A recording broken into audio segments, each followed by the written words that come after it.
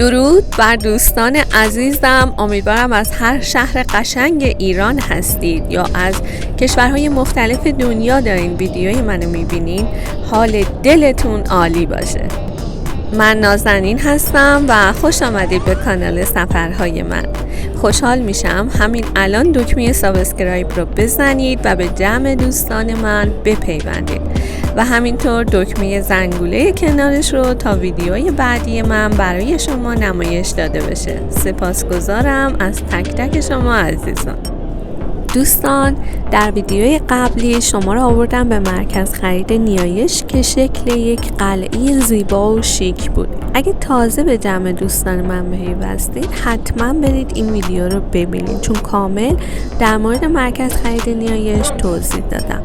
الان ما توی منفی 1 مرکز خرید نیایش هستیم. کافه، رستوران‌های زیبا، هایپرمارکت و مغازه هایی که نمای قسمت بالایی مغازه فکر میکنم ایدهشون رو از هتل ونیشین یا مکزیکیه که در لاس وگاس قرار داره و خیلی معروفه گرفتن. پیشنهاد میکنم این ویدیو رو تا آخر ببینین و همونطور که من از قدم زدن توی این مکان زیبا لذت بردم، امیدوارم شما هم لذت ببرید.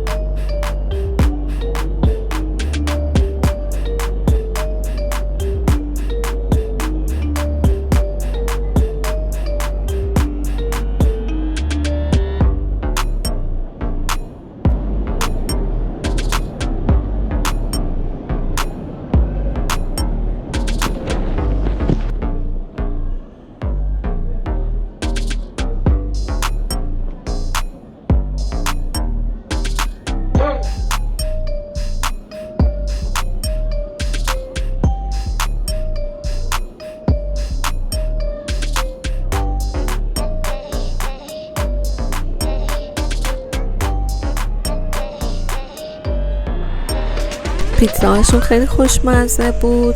روست بیفش $4 و میشد 200,000 تومان.